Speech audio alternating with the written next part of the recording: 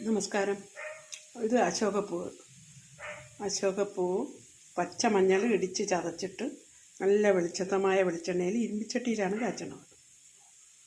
ഇത് കണ്ടില്ലേ, ഇരുമ്പിച്ചട്ടി. ഇതേപോലെ കാച്ചിയെടുത്താൽ നമുക്ക് ഉള്ളിൽ കഴിക്കുകയും ചെയ്യാം, ശരീരത്ത് തേച്ച് കുളിക്കുകയും ചെയ്യാം. സൂപ്പറാണ് കേട്ടോ. പ്രത്യേകിച്ചും കുട്ടികൾക്ക്, പ്രസവിച്ച് കിടക്കുന്ന സ്ത്രീകൾക്ക്, നമുക്കെല്ലാവർക്കും ഉപയോഗിക്കാം.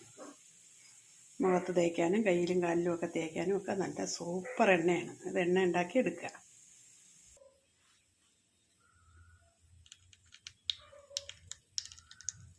ഇത് നേരത്തെ ഉണ്ടാക്കിയ എണ്ണയാണ് കേട്ടോ.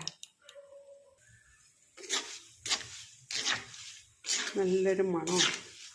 എന്നിട്ട് ഇത് മട്ടി കോരി വെച്ചിട്ട് അരച്ചെടുക്കണം.